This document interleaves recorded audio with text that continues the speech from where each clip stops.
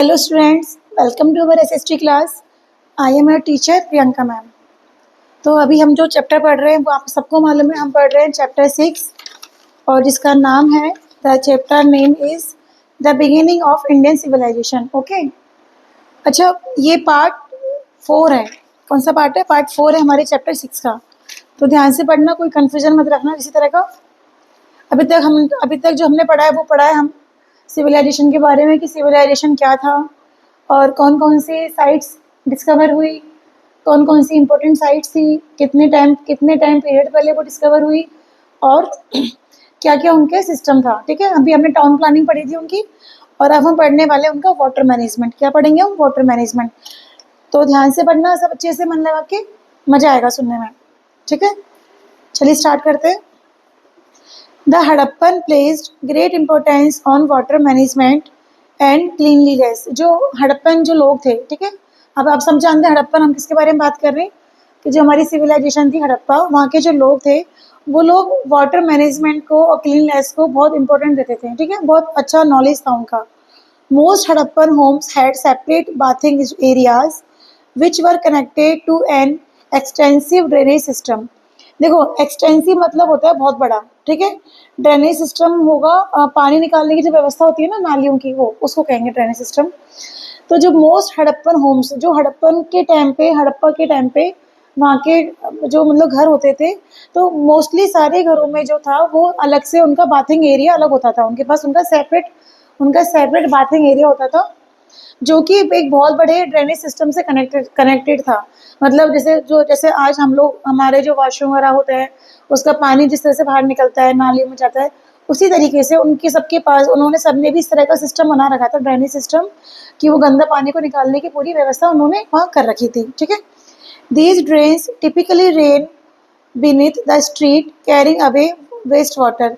और ये जो ड्रेनेज सिस्टम था, देखो बीनीथ होता है नीचे, बीनीथ होता है, बीनीथ मतलब नीचे, है ना, जो मतलब स्ट्रीट्स के जो नीचे की तरफ जो था ना, नीचे की साइड से वो लोग जो थे वो उनकी नालियाँ बनती थी ताकि वो जो वेस्ट वाटर है वो वहाँ से आराम से निकल सके। ठीक है, in Mohenjodaro people accessed people accessed water from hundreds of wells made of brick.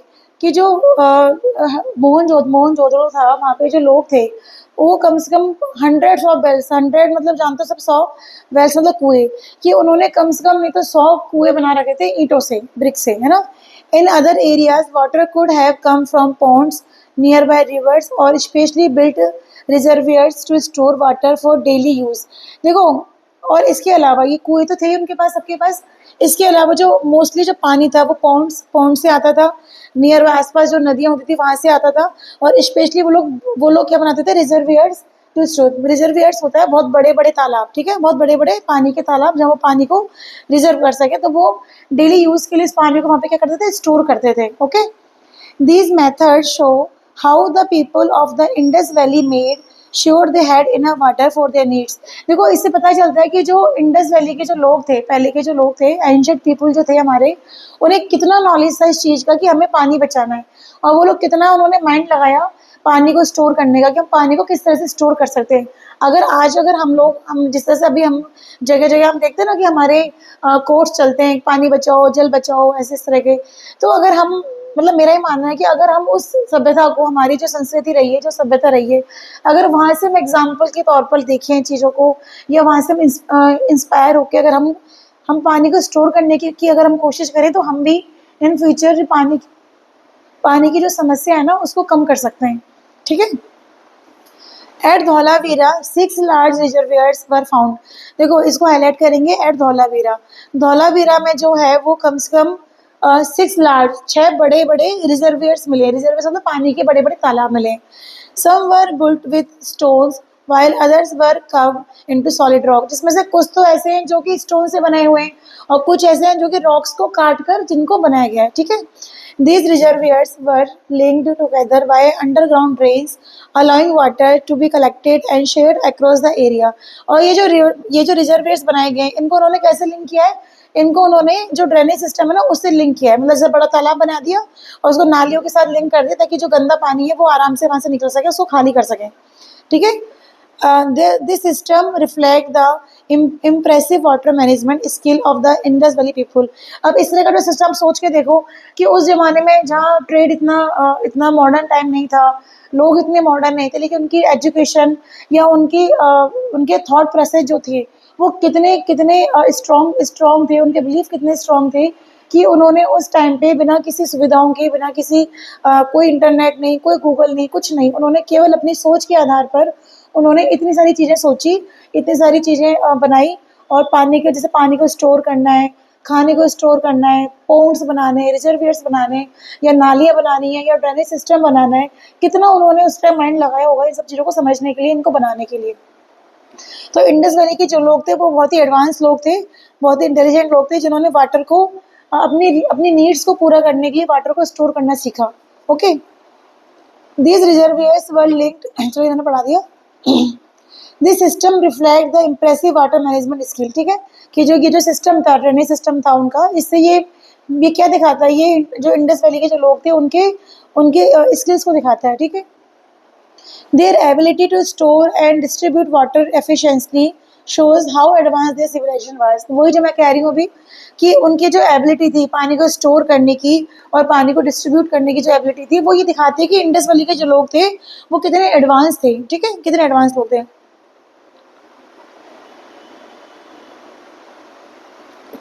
चलिए अब देखो रिजर्वियर का, देखो ये आप यहाँ देखेंगे लिखा हुआ है the word vault, a large natural और artificial area where water is store. जैसे मैंने बताया था कि पानी को स्टोर करने का एक बहुत बड़ा एरिया जहाँ पानी स्टोर रहता है, चाहे वो नेचुरली स्टोर रहे चाहे वो मैनुअली स्टोर रहे। ठीक है, चलिए अब आगे पढ़ेंगे। Arjun, imagine the huge number of workers who must have been needed to build such a network of reservoirs. Who do you think organize their work and gave them specific instructions? Arjun, imagine करो बहुत सारे लोग, huge number of worker, बहुत से काम करने वाले, huge मतलब बड़े बड़े लेवल पर काम, वर्कर मतलब जो काम करते वर्कर लोग, who must have been needed to build such an, कि मतलब वो बोल रही है कि तुम सोचो कि इतने बड़े रिजर्वियर्स को, मतलब हमने जो रिजर्वियर्स बनाए पानी को स्टोर करने के, जो बड़े बड़े तालाब बनाए, सोच के देखो एक बार कि कितने कितने लोग लगे होंगे, कितने वर्कर लगे होंगे उस चीज़ को बनाने के लिए, वो पूरा नेटवर्क तैयार करने के लिए। Who do you think organize their work and give them specific instruction? कि तुम्हें क्या लगता है कि कौन होगा जिसने उनको इंस्ट्रक्शन दिया होगा कि ये काम ऐसे करो, या जिसने पूरा जो वर्क है इसको ऑर्गेनाइज किया होगा? That's a good question. I guess there must have been some kind of leader or authority in charge, or authority in charge to organize everything. Someone who understood how to manage such a large scale project. कि मुझे लगता है कि शायद कोई बहुत बड़ा ऐसा कोई लीडर होगा उनका, या कोई ऐसी अथॉरिटी होगी, या उनका कोई इंचार्ज होगा जिसे इस सब चीज़ की समझ होगी, और उसने एक बहुत बड़े लार्ज स्केल पर ये जो प्रोजेक्ट था, इस प्रोजेक्ट को चलाया होगा और उनको इंस्ट्रक्शन दिए होंगे। Okay, exactly. And what do you think, how were these workers paid for their labour? और तुम्हें क्या लगता है कि क्या ये जो वर्कर थे जो काम कर रहे थे, क्या इन्हें पेमेंट मिला होगा, मतलब पेड फॉर देयर लेबर, कि उनके काम के लिए, उनके परिश्रम के लिए क्या उन्हें सैलरी मिली होगी? Since there was no money like we have today, how do you think they were compensated? मतलब देखो पहले के ज़माने में इस तरह की करेंसी नहीं थी जैसी करेंसी हम लोग आज यूज़ करते हैं। जो पैसा हम आज यूज़ करते हैं वो पैसा पहले नहीं था, पहले एक्सचेंज सिस्टम था। मतलब कोई चीज़ आपके पास है और कोई चीज़ मेरे पास है, और हमें अगर उन दोनों की नीड है तो हम क्या करेंगे, उनको आपस में एक्सचेंज कर लेंगे। तो पहले एक्सचेंज सिस्टम था। अभी क्या है, अभी हमारे पास करेंसी है, हम पैसा देते हैं और चीज़ में सामान लेके आते हैं। तो ये पूछिए कि मतलब कैसे था उनका सिस्टम, कि कैसे वो लोग बिना करेंसी के इतने बड़े इतने बड़े लेवल पे वो लोग कैसे काम करते थे, और कैसे उनका पेमेंट मिलता था। May be they were paid in kind like with foods, goods और सर्विस, कि मे बी उनको पैसे की जगह कुछ चीज़ें मिलती होंगी, लाइक फूड मिल गया, गुड्स मिल गए, सर्विसेज मिल गई। गुड्स मतलब वस्तुएं, ठीक है, गुड्स मतलब वस्तुएं मिल गई, कोई सर्विस मिल गई उनको। परहैप्स, देखो परहैप्स मतलब होता है शायद, परहैप्स का मतलब होता है शायद, या मे बी, तो बोलता है मे बी, शायद, perhaps. They were given land और other resources in exchange for their work, और शायद ये भी हो सकता है कि उन्हें उनके काम के बदले कुछ जगह मिल जाती हो जहाँ वो खुद की खेती कर सके या खुद का कुछ काम कर सकें। ठीक है, दैट मेक सेंस, हाँ ये ठीक लगता है। Also, since the reservoirs needed to be cleaned regularly, was there some local authority responsible for maintaining them? पर जैसे जो रिजर्वियर थे, जो ये पानी के बड़े बड़े तालाब तालाब वो लोग बना रहे थे, इसको क्लीन करने के लिए, इसकी सफाई रखने के लिए, जो रेगुलर बेसिस पे इसकी सफाई रखनी है, उसके लिए भी उन्होंने जो है कुछ एक कोई ऐसी टीम बनाई होगी या कोई लोकल अथॉरिटी होगी जो कि उसको रेगुलर बेसिस पे उसको क्लीन रखे, उसको मेंटेन रखे. There must have been some kind of municipal authority or a group of people assigned to manage the maintenance and cleanliness of the reservoirs. कि हाँ, हो सकता है कि ना कि मे बी इस तरह का होगा सिस्टम कि वहाँ पे जैसे राजा तो था ही वहाँ पे, मे बी राजा की एक ऐसी अथॉरिटी होगी या ऐसी टीम होगी जो कि रेगुलर बेसिस पर ये जो रिजर्वियर्स बनाए गए थे, इनको वो चेक करती होगी, टाइम टाइम पर उनका मेंटेन रखती होगी. It could have been the responsibility of local leaders और अ कम्युनिटी ड्राइवन एफर्ट. और ऐसा भी हो सकता है कि ये जो सिस्टम था पूरा रिजर्वियर्स को क्लीन रखने का या मैनेजमेंट संभालने का, हो सकता है ये जो रिस्पॉन्सिबिलिटी हो ये किसी लोकल लीडर की हो या लोकल जो पब्लिक थी, लोकल जो लोग थे, उन्होंने मिलकर ये काम किया हो कि हम सब मिलकर टीम बनाते हैं और हम ये काम करेंगे. व्हाट डिड द हड़प्पन्स ईट? अब हम बात देखो, अभी हमने वाटर मैनेजमेंट की बात कर ली, अब हम बात करेंगे जो हड़प्पन लोग थे वो क्या खाते थे ना. What did the Harappans eat? Arjun, do you know what the Harappan ate? देखो ये एट हम जानते हैं, ये ईट की सेकंड फॉर्म है. Okay, eat ate eaten. तो अर्जुन, क्या तुम्हें पता है, क्या तुम जानते हो कि वो लोग क्या खाते थे? They ate wheat barley lentils and vegetables. कि वो गेहूँ खाते थे, जौ खाते थे, लेंटिल्स होते दालें खाते थे और वेजिटेबल्स खाते थे. And they had fish and meat too since they lived near rivers. और अगर वो लोग नियर के पास रिवर्स के वो पास रहते थे, इस वजह से वो लोग कई लोग फिश भी खाते थे, कई लोग मीट भी खाते थे. True, their diet was well balanced. हाँ, उनकी जो डाइट थी वो बिल्कुल बैलेंस्ड थी. देखो, हम चाहे कितना ही आगे बढ़ जाए, हम कितने एडवांस हो जाएं, आज के टाइम पे हमारे पास सारी सुख सुविधाएं मौजूद हैं. आज एक सेकंड के दो की उस पर हमको हर चीज़ का सॉल्यूशन है, हमारी हर प्रॉब्लम का सॉल्यूशन आज हमारे पास है. बट फिर भी जो हड़प्पन, जो हमारे एंशियंट पीपल रहे हैं, जो हमारे पुराने लोग रहे हैं, वो हमसे ज़्यादा एडवांस थे. देखिए, एडवांस होना दैट मीन्स ये नहीं है कि हम एज अ हम फैशन वाइज एडवांस हो गए हैं या हमारे पास बहुत गाड़ियाँ हो गई हैं, हमारे पास बड़े बड़े घर हो गए हैं. एडवांस होना इसको नहीं कहते हैं. एडवांस होना होता है कि मेंटल लेवल पर आप कितने एडवांस हुए हैं, आप कितना आगे बढ़े हैं, आपकी सोच का दायरा कितना आगे बढ़ा है, आप कितना चीज़ों को समझ पा रहे हैं, कितना सोच पा रहे हैं, कितना आप आगे चीज़ों के बारे में आप नए नए एक्सपेरिमेंट कर पा रहे हैं, नई नई चीज़ें खोज पा रहे हैं. तो जो हमारे इंडस वैली सिविलाइजेशन थी, हमारे जो हड़प्पन लोग थे, हमारे जो पूर्वज थे, उनको इतना इतना सोचने समझने की क्षमता थी कि उन्होंने उस जमाने में बिना सुख सुविधाओं के भी अपनी लाइफ को इतना बैलेंस रखा हुआ था. चाहे वो वाटर मैनेजमेंट हो, चाहे वो उनका एग्रीकल्चर हो, चाहे वो उनका एक्सचेंज चीज़ें हो, या फिर उनका वो उनके डाइट हो. ठीक है, सब कुछ उन्होंने बैलेंस रखा हुआ था. The Harappans established settlements along the bank of reverse. कि जो हड़प्पन थे, उन्होंने इस पूरे सेटलमेंट को कहाँ किया था? बैंक ऑफ रिवर्स के किनारे पर. बैंक ऑफ रिवर का मतलब था रिवर के किनारे पर. This was practical choice since rivers offer easy access to water and naturally enrich the soil around, making them conducive for agriculture. देखो क्या था कि वो लोग नदियों के पास रहते थे, तो बहुत कॉमन सी बात है कि जो भी लैंड एरिया रिवर्स के आसपास है, वो लैंड एरिया मोस्टली बहुत ही फर्टाइल होता है. ठीक है, बहुत ही फर्टाइल होता है.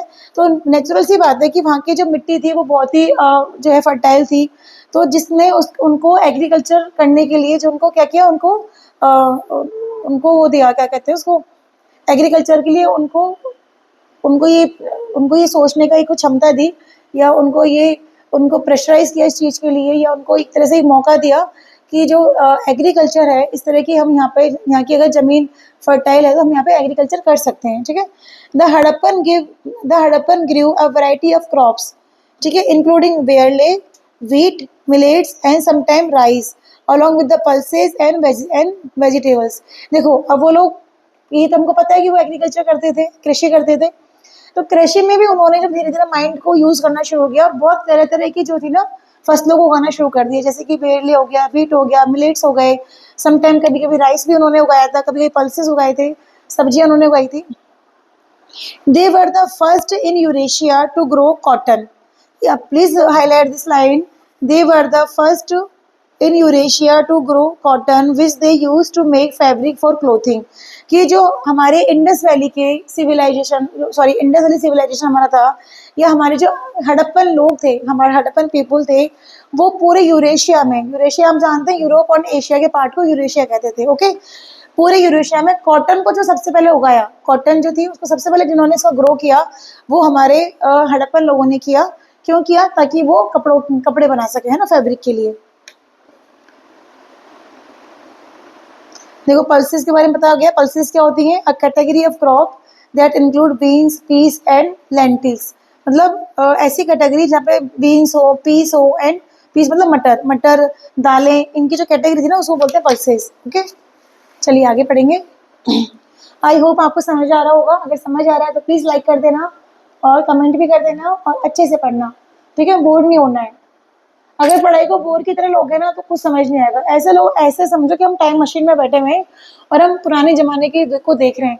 अब पढ़ते पढ़ते अपने आप को इमेजिन क्या करो, चीज़ों को इमेजिन क्या करो। जैसे मैं आपको बता रही हूँ कि ऐसा वाटर मैनेजमेंट था, बड़े बड़े बाथरूम थे उनके, तो इमेजिन करो कि कैसा वो सिस्टम होगा। एक इमेजिन अपने माइंड में पिक्चर बनाओ उस चीज़ की कि कितना बड़ा होगा वो बाथरूम, कैसे वो लोग रानियाँ वहाँ पे नहाने आती होंगी, वो लोग कैसे अपना पूजा पाठ करते होंगे, किस तरह के घर बनाए होंगे, कैसे कैसे मजदूर काम करते होंगे, या क्या वो क्या लैंग्वेज बोलते होंगे आपस में वो लोग। अब आगे बढ़ते हैं वो, तो यहाँ से पढ़ेंगे। They also invented farming tools such as the plough which are still use by farmers today. कि वो जो लोग हैं ना वो उन्होंने फार्मिंग टूल्स को, अभी तक तो उन्होंने एग्रीकल्चर शुरू किया था, अब एग्रीकल्चर में जो टूल्स काम आते हैं उनको भी बनाना शुरू कर दिया। और उन्होंने एक ऐसा टूल बनाया जो हमारे आज भी जो हमारे किसान हैं ना वो उसको यूज़ करते हैं। देखो ये पिक्चर दिया हुआ है, आप सब पहचान लोगे इस पिक्चर को, सब मुझे कमेंट करो क्या है ये। They show how advance their agriculture practice were. कि इससे पता चलता है कि उनकी जो एग्रीकल्चर थी वो कितनी एडवांस थी, ठीक है। This extensive agriculture activity was supported by 100 of small rural places. कि ये जो एग्रीकल्चर थी इसको जो आसपास के तकरीबन 100 गांवों का सपोर्ट था, मतलब लोग मिलकर इस काम को करते थे। एग्रीकल्चर का जो काम था वो लोग मिलकर करते थे। The cities could only thrive if enough agriculture produce from the surrounding rural areas was delivered to them daily. Just like today, in modern times, the cities are dependent upon places for food etc. देखो thrive का मतलब होता है Bloom. Bloom मतलब फलना फूलना, like to be success, है ना। हम किसी काम में सक्सेस हो गए, सफल हो गए, वैसे वो होता है थ्राइव का मतलब। तो अगर ये जो एग्रीकल्चर की एक्टिविटी थी, जैसे कि अभी हमारे प्रेजेंट टाइम पे क्या होता है कि जो हम लोग जो अनाज खाते हैं वो अनाज मंडी में आता है, मंडी से हम उसको खरीदते हैं, हम चक्की पे जाते हैं, आटा पिसवाते हैं, ठीक है, फिर हम उसको घर पे लाते हैं और हम उसका खाना बनाते हैं। बट कभी सोचा है कि वो अनाज आता कहाँ से आता है? हम तो जाते नहीं उगाने के लिए, तो कहाँ से आता है? तो जो आसपास के गांव के जो लोग हैं, जो किसान हैं, जो खेती करते हैं, वो लोग अपने खेतों में अनाज उगाते हैं, फिर उसको मंडी में आके बेचते हैं, मंडी से वो अनाज जो है वो हम तक पहुँचता है। ठीक जैसे आज व्यवस्था है ठीक वैसे ही पहले भी होता था। पहले जो आसपास के गांव के लोग थे, जो स्मॉलर विलेजेस थे, ठीक है, वहाँ के जो लोग थे, किसान थे, वो अपने खेतों में अनाज उगाते थे और फिर उसको मॉडर्न आज जैसे आज के टाइम पे होता है वैसे ही उसको सिटीज़ में जाके उसको वो एक्सपोर्ट करते थे, ठीक है। The Harappans also domesticated several animals for meat and fish in both rivers and the seas. कि जो हड़प्पन जो लोग थे वो मतलब जानवरों को पालते भी थे, इसके अलावा वो लोग अपने खाने में फिश और मीट को भी यूज़ करते थे, क्योंकि रिवर्स के पास रहते थे, रिवर्स और शीज के थ्रू उनको ये चीज़ें मिलती थी। एविडेंस, देखो एविडेंस होता है सबूत, एविडेंस मतलब गवाह मान लो, सबूत मान लो, ठीक है। Of this comes from the large numbers of animals and fish bones found during excavations. देखो जो हमारे आर्कोलॉजिस्ट रहे उन्होंने क्या किया, ये थोड़ी अपने मन से बोल दिया कि वो ये खाते थे वो खाते थे। उन्होंने क्या किया, उन्होंने वहाँ पे जो खुदाई की, उस खुदाई में उनको बहुत सी हड्डियाँ मिली। उन हड्डियों के थ्रू उन्होंने ये आइडिया लगाया कि मे बी वो लोग हो सकता है कि नॉनवेज खाते हों, और चूँकि मतलब वो लोग सब रिवर्स के आसपास रहते थे तो वो रिवर्स में फिश मिलती थी, तो मे बी वो लोग फिश खाते होंगे, इस वजह से उन्होंने ये माना कि वो लोग नॉनवेज थे। What did Harappan cooking pots contain. और जो हड़प्पन के जो कुकिंग पॉट्स होते थे उसमें क्या क्या होता था, मतलब क्या चीज़ें वो लोग यूज़ करते थे डेली के अपने खाने में। Scientific analysis of clay pots होते हैं मिट्टी के बर्तन, have uncovered some surprising findings including expected items like dairy products as well as remains of turmeric, ginger and banana। देखो क्या है कि जो उनके क्ले पोट्स थे वो लोग मे बी जो चीज़ें यूज़ करते थे जो अपने डेली के खाने में जो उनके आइटम होते थे, लाइक डेयरी प्रोडक्ट यूज़ करते थे वो, क्योंकि वो जानवरों को पालते थे तो दूध मिलता था उनको। और उसी तरह से वो लोग जो है ना टर्मरिक के भी मतलब जो हमारे जो आर्कोलॉजिस्ट है उनको इस तरह के निशान मिले हैं कि टर्मरिक इस तरह के कुछ मिट्टी में खुदाई में कुछ ऐसे कण मिले हैं जिससे पता लगता है कि वो लोग शायद टर्मरिक, जिंजर, बनाना इस तरह की चीज़ें वो लोग यूज़ करते थे। This suggest that their diet was quite varied. इससे क्या पता लगता है कि जो उनकी डाइट थी ना वो थोड़ी सी डिफरेंट थी। ऐसा थोड़ी है कि एक दिन डेली एक सा खाना खाते थे, जैसे हम लोग डिफरेंट डिफरेंट खाना खाते हैं ना, वैसे वो लोग भी डिफरेंट डिफरेंट खाना खाते थे। अच्छा अच्छा, एक चीज़ इमेजिन करो, imagine you are cooking a meal in a Harappan house, कि अब आप जो है ना पुराने टाइम पे हड़प्पन हाउस में हैं और आप लोग खाना बना रहे हैं। अब मुझे बताओ, based on the information provided, ये जो भी इंफॉर्मेशन हमें मिली है कि क्ले पोट्स होते थे, जिंजर और टर्मरिक, जिंजर टर्मरिक, बनाना, डेयरी प्रोडक्ट्स हो गए, फिश हो गई, ये लोग वो सब चीज़ें यूज़ करते थे। तो उसके बेसिस पे मुझे बताओ कि what dishes would you prepare for your best friend, कि आप क्या डिश बनाओगे हमारे लिए। अगर हम सब वहाँ पहुँच जाएँ तो हम क्या डिश बनाएंगे वहाँ जाके हड़प्पन में, ये बताओ, सोचो ज़रा। ठीक है, चलिए अब आगे पढ़ते हैं। आगे अब ब्रिक्स ट्रेड, अभी हमने वाटर मैनेजमेंट पढ़ लिया, हमने एग्रीकल्चर पढ़ लिया, हमने फूड पढ़ लिया। अब हम पढ़ेंगे ट्रेड के बारे में कि ट्रेड कैसे करते थे। The Harappan were active traders. Active traders मतलब वो बहुत एक्टिव व्यापारी थे। ठीक है, exchanging goods with cities both near and far as well as with cultures beyond India. कि जो हड़प्पन जो ट्रेडर्स थे वो लोग तो वो अपने गुड्स का एक्सचेंज करते थे, चाहे वो पास में करें चाहे दूर करें। मतलब वो दूर दूर तक जाते थे, पास में भी करते थे, लोगों के अपने आसपास के एरिया में भी अपनी चीज़ों को बेचते थे और दूर दूर भी जाते थे। लाइक बियॉन्ड इंडिया, इंडिया के बाहर भी वो लोग इस चीज़ को वो करते थे, एक्सचेंज करते थे। They exported many products such as ornaments. वो कुछ प्रोडक्ट्स के उनके ऐसे प्रोडक्ट्स थे उनको वो एक्सपोर्ट करते थे, लाइक ऑर्नामेंट्स हो गए, गहने, टिम्बर मतलब लकड़ी होती है ना जिसका फर्नीचर बनता है उसको बोलते हैं, एवरीडे आइटम, डेली के जो आइटम यूज़ होते थे उनको, एंड पॉसिबली गोल्ड, मतलब मे बी गोल्ड भी जो है ना वो लोग जो है ना मेड फ्रॉम कॉर्नेलियन। देखो कॉर्नेलियन क्या होता है, कॉर्नेलियन एक स्टोन होता है जैसे अपने होते हैं क्या रत्न आभूषण होते हैं अपने, जैसे मोती होता है, पन्ना, माणिक, इस तरह के जो रत्न होते हैं ना ज्वेलरी आइटम्स, उसमें से एक होता है स्टोन, कॉर्नेलियन होता है, जो कि थोड़ा सा रेड कलर का सा होता है, माणिक के जैसा होता है। ठीक है, और रेडियो लिखा हुआ भी है, और रेडिश सेमी प्रीशियस स्टोन। देखो प्रीशियस मतलब होता है बहुत कीमती, ठीक है, बहुत कीमती, और सेमी प्रीशियस हो गया बहुत कीमती तो नहीं, कीमती बट थोड़ा सा अच्छा शुभ रहता है जो स्टोन फाउंड इन गुजरात। कि देखो वो जो लोग हैं ना वो ये तो करते थे एक्सचेंज, इसके साथ साथ वो जो है ना गोल्ड हो गया, ठीक है, और जो एक ऐसा के स्टोन था रेडिश, देखो आपको फोटो में भी दिया हुआ है, रेडिश कलर का स्टोन दिया हुआ है, ये था कॉर्नेलियन, है ना। इस तरह की चीज़ों को भी वो एक्सपोर्ट करते थे वो लोग, वो उनको क्या करते थे, एक्सचेंज करते थे चीज़ों को। और ये सब चीज़ें कहाँ मिली हमें, ये मिली हमें गुजरात में। Skilled Harappan craftsmen drilled these beads carefully and decorated them with fine designs। अब जो स्किल्ड हड़प्पन क्राफ्ट्समैन जो क्राफ्ट का काम करते थे जो हड़प्पन लोग थे जो क्राफ्ट का काम करते थे, उसमें से वो इतने इतने स्किल्ड थे उनके अंदर, इतने स्किल था उनके अंदर, इतने वो एडवांस थे, इतने इंटेलिजेंट थे कि वो इसको इनके अंदर ड्रिल करते थे। जैसे ये स्टोन है ना, इसमें ड्रिल करके और उसको इसमें वो डिज़ाइन इसको डेकोरेट करते थे नई नई डिज़ाइन के साथ में। They also created beautiful shell bangles from conch shell, a challenging task because of the hardness of the material। इसके अलावा वो चूड़ियाँ बनाते थे शैल की, मतलब शंख होता है ना, शंख की भी वो चूड़ियाँ बनाते थे। और सोचो कितना शंख कितना हार्ड होता है, उस हार्ड शंख के उनको चैलेंज, ये कितना बड़ा चैलेंज होता था उनके लिए कि शंख के अंदर उनको ड्रिल करना है और उससे उनको चूड़ी बनानी है, उस मटेरियल से उनको क्या बनानी है, चूड़ी बनानी है। तो this shows their impressive craftsmanship and trade network. तो इससे क्या पता लगता है कि वो कितने कितने ज़्यादा स्किल्ड थे, कितने अच्छे कलाकार थे, कितने अच्छे क्राफ्ट्समैन थे वो, कि उन्हें ज्वेलरी बनानी आती थी। ठीक है, what the Harappan important in exchange for these goods in is less clear। what the Harappan important is exchange for these goods, कि वो इसके बदले ये जो एक्सचेंज करते थे चीज़ों को, इनके बदले वो क्या लेते थे इसके बारे में भी इतना कोई क्लियर नहीं है चीज़ें। ठीक है, ये हमें क्या बताया गया, ये हम पढ़ रहे हैं कि हम लोग क्या क्या चीज़ें देते थे, बट हम इसके बदले हम क्या लेते थे वो भी इतना क्लियर नहीं है। However it likely include copper as this metal was not readily available in the Harappan region. Readily मतलब होता है इजीली, है ना, आसानी से।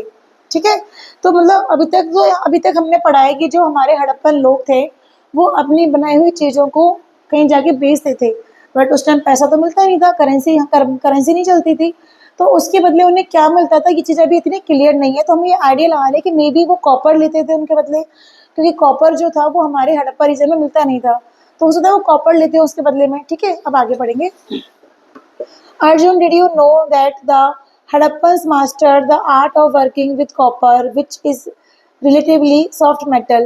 कि क्या तुम जानते हो कि जो हमारे हड़प्पन लोग थे वो कॉपर के साथ कॉपर को यूज करने में बहुत निपुण थे। निपुण मतलब बहुत वो इंटेलिजेंट थे, मास्टर थे वो उसमें, जबकि कॉपर बहुत सॉफ्ट मेटल होता है, जैसे भी चाहो वैसे इजीली मुड़ जाता है वो। Really, so how did they make it stronger? अच्छा, तो उन्होंने इसको स्ट्रॉन्ग कैसे बनाया, कैसे टाइट बनाया, सो वैसे इसको हार्ड बनाया। अब वो बताती है, they added tin to copper which created bronze, कि उन्होंने क्या किया, इस कॉपर के अंदर टिन को जो है उन्होंने टिन को ऐड कर दिया, टिन ऐड कर दिया, उससे क्या हो गया, वो ब्रॉन्ज बन गया। ठीक है, देखो ये साइंस की चीज़ें हैं, साइंस में पढ़ते हैं हम, tin, copper, tin, bronze, bronze बन गया। और ब्रॉन्ज क्या होता है, bronze a much harder metal, कि कॉपर से ज़्यादा हार्ड होता है, मेटल में होता है, हार्ड मेटल होता है bronze. The Harappan used bronze to make tools, pots, pans and even some finger rings. मतलब जो हमारे हड़प्पन लोग थे उन्होंने क्या किया, वो कॉपर के बजाय वो ब्रॉन्ज यूज करते थे चीज़ें बनाने में। ठीक है, टूल्स बनाना है, पॉट्स बनाने, इनको बनाने में वो कॉपर की जगह वो ब्रॉन्ज यूज करते थे। ब्रॉन्ज बनाने के उसमें कॉपर में वो टिन मिलाते थे। That's amazing, how did they manage to trade this goods, कि वो कैसे मैनेज करते थे इन गुड्स को ट्रेड करने में। They use land routes and rivers for local trade and for more distant destinations they relied on the sea. अब देखो, अभी हम लोग तो क्या करते हैं, हम लोगों ने ट्रक मंगा लिया, ट्रैक्टर मंगा लिया, हम ट्रेन से, बस से, हवाई जहाज से हम लोग अपनी चीज़ें, हमारा जो ट्रैवलिंग है वो हमारा काम हम करते हैं। बट पहले तो सारी सामान नहीं था, सारी सुविधाएं नहीं थी, तो वो लोग कैसे करते थे इधर आना जाना। तो वो लोग जो उनका जो ट्रेड था, उनका जो व्यापार था, इसको वो रिवर्स के थ्रू, ठीक है, रिवर्स के थ्रू या लैंड के थ्रू, जैसे पैदल पैदल जा रहे हैं, बोट में जा रहे हैं, या शिप में जा रहे हैं, जहाज में जा रहे हैं, समुद्र में वो लोग जो है ना दूरी तय करते थे। इस तरह से एक जगह से दूसरी जगह जाने के लिए वो लोग इस तरह से चीज़ों को यूज़ करते थे। This marks the first intensive maritime activity in India. अब देखो, फर्स्ट टाइम जो मैरीटाइम एक्टिविटी हुई है, मैरीटाइम हो गया कि समुद्री जो सीज के टाइम, सीज में जो समुद्री जहाज का जो यूज़ किया, एक्टिविटी की, वो भी हड़प्पन लोगों ने। तुम सोचो कितना माइंड था उनके अंदर, कि अब उन्हें व्यापार करना है। अब आसपास तो कर लिया, आसपास के पड़ोसी को सामान दे दिया, आसपास के गाँव में दिया है, पता चले गए। अब जो दूर दूर के जो लोग हैं, बीच में समुद्र है, तो उन्होंने बोट बना ली, जहाज बना लिए कि इनके थ्रू हम ये समुद्र पार कर जाएंगे। तो कितने एडवांस, कितने स्ट्रॉन्ग मेंटलिटी थी उन लोगों की। In fact, many Harappan settlements are located along the coasts of Gujarat and Sindh। कि अब ये कहते हैं, इनफैक्ट जो ज़्यादा हड़प्पन जो कॉलोनीज थी, उनका जो विकास हुआ है, जो डेवलप हुई हैं, वो जो हैं वो मोस्टली गुजरात और सिंध के जो एरिया है उसके आसपास डेवलप हुई हैं, क्योंकि यहाँ पर क्या था, यहाँ पे नदियाँ थी, पानी था। ठीक है, that's interesting। I have heard of one such place called Lothal in Gujarat. की हाँ, मैंने अभी इसके बारे में सुना है, एक प्लेस के बारे में जो कहाँ है, गुजरात में, क्या नाम है, लोथल। देखो, आपने पहले ही पढ़ा है लोथल के बारे में। लोथल एक स्मॉलर टाउन है। What so special about it, कि इसके बारे में क्या क्या स्पेशल है, और लोथल के बारे में और क्या क्या स्पेशल है। चलिए बच्चों, आज के लिए इतना ही, ये नहीं तो बहुत बड़ा हो जाता है वीडियो, फिर आपको देखने में दिक्कत आती है। तो जो नेक्स्ट इसका वीडियो नेक्स्ट पार्ट है, मे बी वो लास्ट पार्ट होगा हमारा, तो उसको जो है मैं आपको नेक्स्ट पार्ट में उसको आपको पूरा डिस्क्राइब कर दूंगी। आप ये चैप्टर हमारा पूरा कंप्लीट हो जाएगा। ओके, तो अगर आपको वीडियो पसंद आ रही है, आपको समझ आ रहा है, तो प्लीज़ इसको लाइक करना, शेयर करना, सब्सक्राइब करना, और बिल्कुल बोर नहीं होना है, अच्छे से स्माइल के साथ पढ़ना है, इंटरेस्टिंग के साथ पढ़ना है। Okay, thank you so much for watching my video. Okay, bye bye.